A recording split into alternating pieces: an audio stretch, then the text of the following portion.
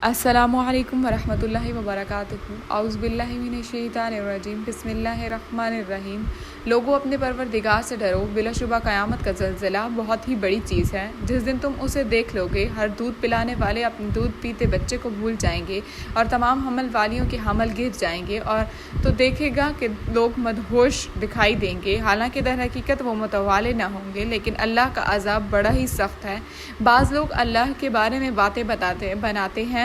اور وہ بھی بے علمی کے ساتھ، اور ہر سرکش شیطان کی پیروی کرتے ہیں، اور جس پر قضائے الہی لکھ دی گئی کہ جو کوئی اس کی رفاقت کرے گا وہ اسے گمراہ کر دے گا اور اسے آگ کے عذاب کی طرف لے جائے گا۔ لوگوں، اگر تمہیں مرنے کے بعد جی اٹھنے میں شک ہے تو سوچو، ہم نے تمہیں مٹی سے پیدا کیا، پھر نطفہ سے، پھر خون بستہ سے، پھر گوشت کے لوتھڑے سے جو صورت دیا گیا تھا اور وہ بے نقشہ تھا، یہ ہم تم پر ظاہر کر دیتے ہیں، اور ہم جسے چاہیں ایک ٹھہرائے ہوئے وقت تک ہم رحم مادر میں رکھتے ہیں، پھر تمہیں بچپن کی حالت میں دنیا میں لاتے ہیں، پھر تاکہ تم اپنی پوری جوانی کو پہنچو۔ تم میں سے بعض تو وہ ہیں جو فوت کر لیے گئے جاتے ہیں، اور بعض بے غرض عمر کی طرف پھر سے لوٹا دیے جاتے ہیں کہ وہ ایک چیز سے باخبر ہونے کے بعد پھر بے خبر ہو جائیں۔ تو دیکھتا ہے کہ زمین خشک ہے، پھر جب ہم اس پر بارش برساتے ہیں تو وہ ابھرتی ہے اور پھوٹتی ہے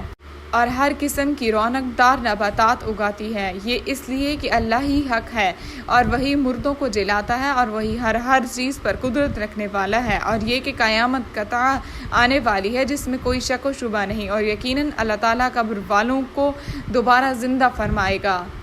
بعض لوگ اللہ تعالیٰ کے بارے میں بغیر علم کے، بغیر ہدایت کے اور بغیر روشن کتاب کے جھگڑتے ہیں، جو اپنے پہلے موڑوں والا بن کر